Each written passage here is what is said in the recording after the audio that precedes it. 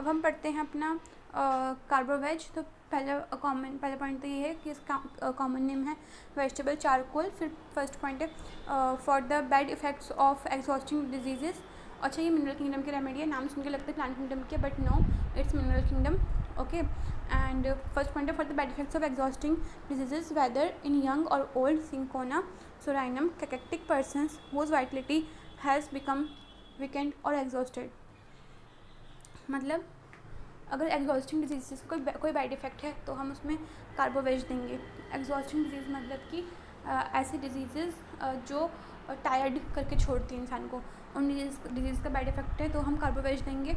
Weather in young और old, चाहे young हो या फिर ओल्ड हो, ठीक है, उनकी जो डिजीज़ हैं एग्जॉस्टिंग डिजीज़ हैं तो उसमें कार्बोवेज देंगे। इसमें और 2 रेमेडीज़ है, cinchona and psorinum. Cachectic persons मतलब दुबले पतले persons whose vitality has become weakened और एग्जॉस्टेड। ऐसे दुबले पतले पर्सन्स जिनका वाइटलिटी जो है वो वीक हो चुका है, मतलब जिनका वाइटल फोर्स है वो वीक हो चुका है या फिर एग्जॉस्ट हो चुके हैं। मतलब एग्जॉस्ट मतलब ये वही कि वीक या फिर टायर्ड हो जाना, ठीक है। फिर पर्सन्स हु हैव नेवर, नहीं, एग्जॉस्ट मतलब वीक होता है ना कि टायर्ड, ठीक है। ऑब्वियसली कोई वीक होगा तो टायर्ड तो होगा ही, वो हो ही जाएगा कहीं ना कहीं, है ना। लेकिन एग्जैक्ट मीनिंग जो है एग्जॉशन का वो है वीकनेस। उसके बाद है persons who have never fully recovered from the exhausting effects of some previous illness, asthma, date from measles और pertussis of childhood, indigestion from a drunken debauch, bad effects of a long ago injury, has never recovered from effects of typhoid, psorinum. ऐसे person जो कभी भी पूरी तरीके से recover या ठीक नहीं हो पाए हैं किसी पिछली बीमारी, किसी पुरानी पिछली बीमारी के एग्जॉस्टिंग या वीक इफेक्ट से। ऐसे लोग जिन्हें अस्थमा है, मीसल्स, जब से उनको मीसल्स या खसरा हुआ था, या फिर परट्यूसिस या हुपिंग का हुआ था चाइल्डहुड से। ऐसे लोग जिनको इंडाइजेशन है ड्रंकननेस की वजह से, ड्रंकन डिवोच मतलब बैड हैबिट, पीने की आदत है तो उसके बाद से इंडाइजेशन है तो उसमें हम कार्बोवेज देंगे।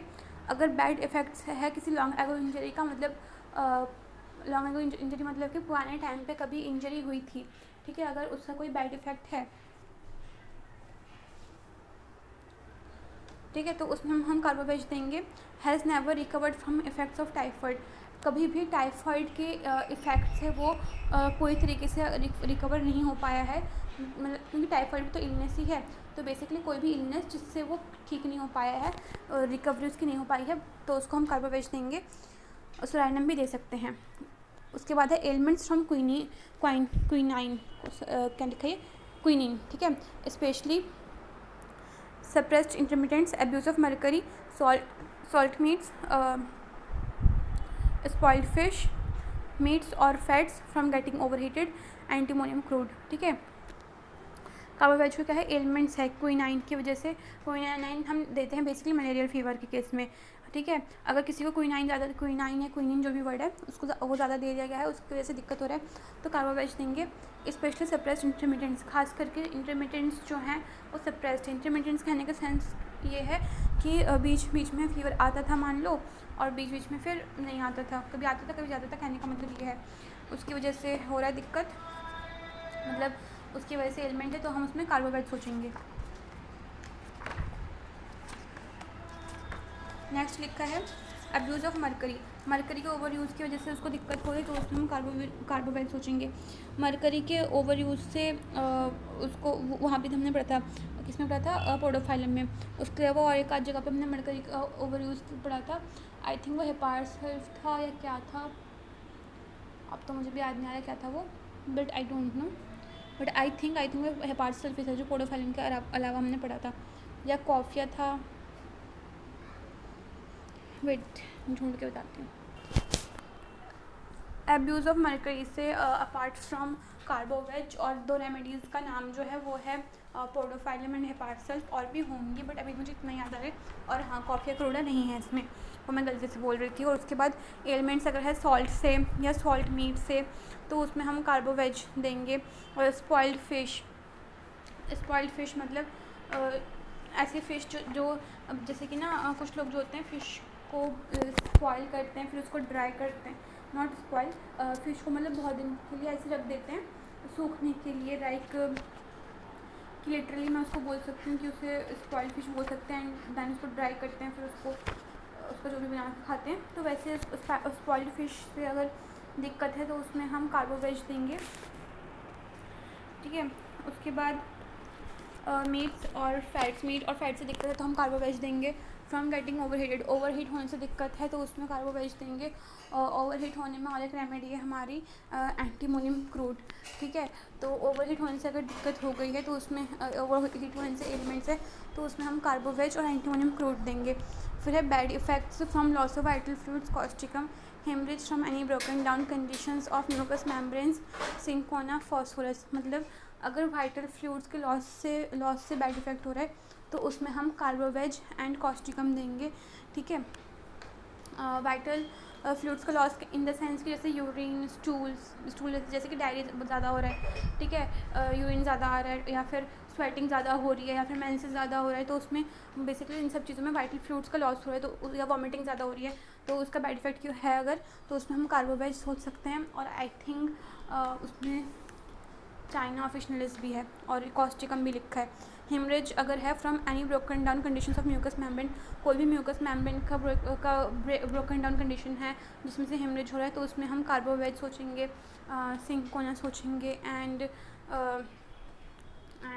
कार्बोवेज सोचेंगे, सिंकोना सोचेंगे एंड फॉस्फोरस सोचेंगे।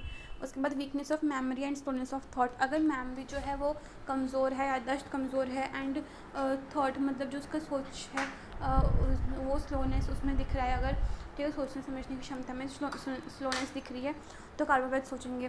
फिर है एपिस्टेक्सिस इन डेली अटैक्स, अगर एपिस्टेक्सिस हो रहा है डेली अटैक्स में, एपिस्टेक्सिस मतलब कि नोज़ ब्लीडिंग हो रहा है, ठीक है, डेली फॉर वीक्स और वर्स मतलब हफ्तों तक हो रहा है, वर्स फ्रॉम एक्सर्शन, जो कि एक्सर्शन मतलब कोई काम कर रहा है, कोई एफर्ट किया है फिजिकल जो मतलब मेंटली फिजिकल की बात नहीं है, आई मीन जैसे कोई भी एक्सर्शन किया है, मेहनत वाला काम किया है, उससे उसका नोज़ ब्लीडिंग हो रहा है तो उसमें हम कार्बोवेज सोचेंगे। Face pale before as well as after a haemorrhage, face जो है उसका फीका पड़ जाता है हेमरेज के बाद और हेमरेज से पहले।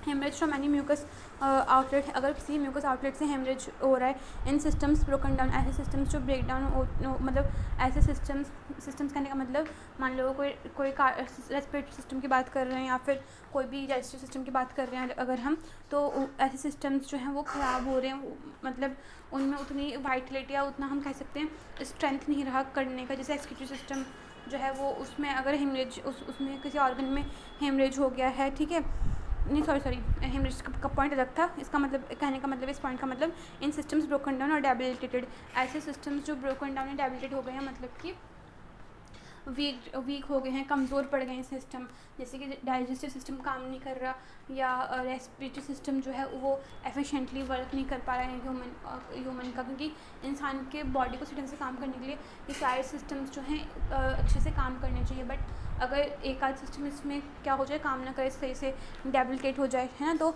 उस कंडीशन में हम कार्बोवेज दे सकते हैं। Blood uses from weekend tissues, अगर ब्लड बाहर आ रहा है वीक टिश्यूज़ में से तो उसमें कार्बोवेज देंगे। Vital force exhausted, vital force week पड़ चुका है तो उसमें कार्बोवेज देंगे। लूजनेस ऑफ टीथ जो है वो लूज़ फील हो रहे हैं, ईजली ब्लीडिंग गम्स, और आसानी से जो गम्स है उसमें से खून ब्लड जो है ब्लीडिंग निकल रही है मतलब ब्लीडिंग हो रही है तो उसमें हम कार्बोवेज देंगे, ठीक है। यहाँ पे लूजनेस ऑफ टीथ का मतलब है कि दांत जो है उसके ढीले पड़ चुके हैं, ओके। फिर है patients crave things that make them sick, old topers crave whisky और brandy, want clothing loose around abdomen, ठीक है। इसका मतलब कि पेशेंट जो है वो क्रेविंग करता है उन चीज़ों की जो उसको बीमार कर दे, ठीक है। ओल्ड टॉपर मतलब कि बूढ़े लोग, ऐसे बूढ़े लोग जिनको विस्की या ब्रांडी की क्रेविंग होती है तो उसमें हम कार्बोवेज सोच सकते हैं। ये जो ब्रांडी है वो हमने और कहाँ पढ़ा था, नक्सवामिका में पढ़ा था कि ब्रांडी से दिक्कत है। फिर हमने पढ़ा था इसको लेडमपाल में भी पढ़ा था इसको कि ब्रांडी ड्रिंकर्स के जो होते हैं ट्यूबरकल्स या रेड पिम्पल्स ऐसा कुछ था, और लेडमपाल में अल्कोहल के अब्यूज़ से भी दिक्कत हो रहा था। और फिर हमने कहाँ पढ़ा था और ऐसी चीज़ें बियर पढ़ा था, हमने बियर पढ़ा था रेस्टॉक्स में, ठीक है, कि हेडेक हो रहा है बियर की वजह से बियर ड्रिंकर्स में। फिर हमने वाइन पढ़ा था कि वाइन से आई थिंक एग्रीवेशन हो रहा था उसको, if I am not wrong, क्या नाम था उसका, आर्निका को, ठीक है। उसके बाद यहाँ पे लिखा है कि जो ओल्ड लोग होते हैं जो क्रेव करते हैं विस्की को या ब्रांडी को, तो उसमें हम कार्बोवेज सोचेंगे। Want clothing loose around abdomen, abdomen जो है उसके पास उसको क्लॉथिंग जो है लूज चाहिए होगा, तो कार्बोवेज सोचेंगे। फिर है weak digestion, simplest food disagrees, excessive accumulation of gas in stomach and intestines, aggravation lying down after eating or drinking, sensation as if stomach would burst, effects of a debauch, late supers, rich food। मतलब अगर weak digestion है, मतलब digestion जो है कमज़ोर है, simplest food disagrees मतलब कि सिंपल खाना भी खाते तो भी उसको दिक्कत हो जाती है। Excessive accumulation of gas in stomach and intestine, बहुत ज़्यादा एक्यूमुलेशन होता है गैस का स्टमक में और इंटेस्टाइन में, जैसे कि मैंने बताया भी था कि अगर अपर एब्डोमेन में फ्लैचुलेंस है तो उसमें हम कार्बोवेज सोच सकते हैं। अगर एग्रेवेशन हो रहा है इसको अपने फ्लैचुलेंस की प्रॉब्लम में लाइंग डाउन से, ठीक है, तो हम कार्बोवेज सोचेंगे। उसके बाद वीक डाइजेशन जो हो रहा है उसको हो रहा है आफ्टर ईटिंग एंड ड्रिंकिंग, तो कार्बोवेज सोचेंगे। Sensation as if stomach would burst, इसका ऐसे सेंसेशन होते हैं जैसे कि इसका स्टमक जो है वो फटने को है। इफ़ेक्ट्स ऑफ अ डिबॉच, बुरी आदत जो बुरी लत होती है, जैसे ड्रिंकिंग करना, स्मोकिंग करना, गैम्बलिंग करना, इसका इफेक्ट देखने को मिल रहा है, तो कार्बोवेज सोचेंगे। Late suppers rich food, late dinner कर रहा है, ठीक है। रिच फूड मतलब ऐसे फूड खा रहे हैं जो कि बहुत ज़्यादा मसालेदार खाने होते हैं ना, जैसे या फिर ऐसे खाना जो बहुत अनहेल्दी होते हैं, जैसे कि बहुत फ्राइड या बहुत ऑयली, ये सब चीज़ें खा रहा है तो उससे दिक्कत है, तो हम कार्बोवेज सोचेंगे। इलेक्ट्रिशियंस गिव टेम्प्रेरी रिलीफ, जो डकार है उससे उसको टेम्प्रेरी रिलीफ मिलता है, जबकि लाइकोपोडियम में तो उससे भी रिलीफ नहीं मिल रहा था डकार से, बट इसमें डकार से टेम्प्रेरी रिलीफ मिलेगा। Disease of the venous system predominate, disease जो है उसके वीनस सिस्टम के बहुत ज़्यादा डोमिनेट करते हैं, ऐसा हमें कार्बोवेज एंड सल्फर में देखने को मिलता है। सिम्टम्स ऑफ इम्परफेक्ट ऑक्सीडेशन, अगर उसमें सिम्टम्स आ रहे हैं इम्परफेक्ट ऑक्सीडेशन के कारण, तो उसमें कार्बोवेज सोचेंगे और अर्जेंटिन मेट्रिकम भी सोचेंगे। फिर deficient capillary circulation causes blueness of skin and coldness of extremities, vital powers nearly exhausted, desire to be constantly fanned, मतलब अगर इसका जो कैपिलरी सर्कुलेशन है वो सही ढंग से नहीं हो पाया, ऑब्वियसली अगर सर्कुलेशन नहीं हो पाएगा तो वो जगह रेडिश नहीं होगी, वो जगह उल्टी ब्लूनेस आएगी उस जगह पे, तो उसकी वजह से ब्लूनेस ऑफ स्किन अगर हो रहा है एंड साथ में कोल्डनेस, ठंड पड़ रही है वो एक्सट्रीमिटीज़, तो उसमें हम कार्बोवेज सोचेंगे। वाइटल पावर्स नियरली एग्जॉस्टेड, जो इसके वाइटल पावर्स है वो नियरली एग्जॉस्ट हो रहे हैं, मतलब नियरली वीक पड़ जा रहे हैं, ठीक है। Desire to be constantly fanned, उसको डिज़ायर है कि लगातार उसको फैनिंग मिलती रहे, ठीक है, हवा मिलता रहे पंखे की, तो उसमें हम कार्बोवेज देंगे। Hoarseness aggravate evenings, damp evening air, warm wet weather, fails when exerted, aggravation morning causticum, मतलब इसका जो हॉर्सनेस है, जो उसका कर्कशपन है वो एग्रेवेट करता है इवनिंग में, ठीक है। और डैम्प इवनिंग एयर से उसका एग्रेवेशन, इसके मतलब कि जो हॉर्सनेस है उसमें एग्रेवेशन है, वार्म से एग्रेवेशन है, वेट वजह से एग्रेवेशन है इसके हॉर्सनेस में, और फेल्स व्हेन एक्सर्टेड, और जब कोशिश करते हैं कुछ करने की तो फेल हो जाता है, इसकी वजह से उसका एग्रेवेशन हो रहा है, हॉर्सनेस हो रहा है उसको, ठीक है, तो कार्बोवेज देंगे। एग्रेवेट मॉर्निंग, लेकिन अगर मॉर्निंग की वजह से एग्रेवेशन हो रहा है, हॉर्स आवाज़ के हॉर्सनेस वाला साउंड हो रहा है, ठीक है, मॉर्निंग की वजह से मॉर्निंग में एग्रेवेट हो रहा है, तो उसमें कॉस्टिकम देंगे।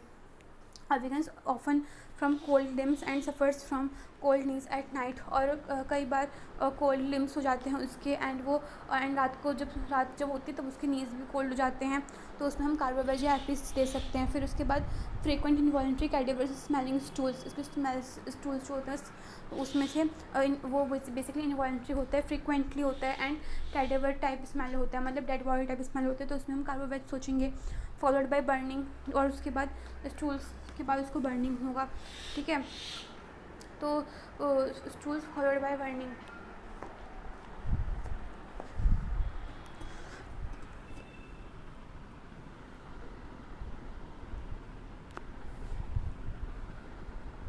मतलब स्टूल्स के बाद उसको बर्निंग होगा।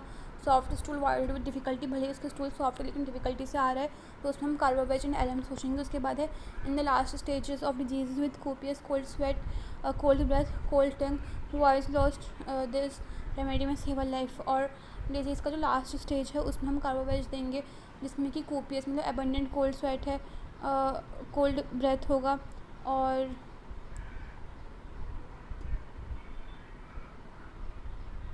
डिजीज़ का जब लास्ट स्टेज है जिसमें कि अबंडेंट कोल्ड स्वेट होगा, कोल्ड ब्रेथ होगा, ठीक है, कोल्ड टंग होगा, और उसके बाद मतलब कोल्ड ब्रेथ मतलब कि ठंडी सांस होगी, ठंडी टंग होगी, वॉइस उसका लॉस्ट हो जाएगा। This remedy may save a life, ये रेमेडी जो ज़िंदगी बचा सकती है। कहने ये लाइन बहुत इंपॉर्टेंट है।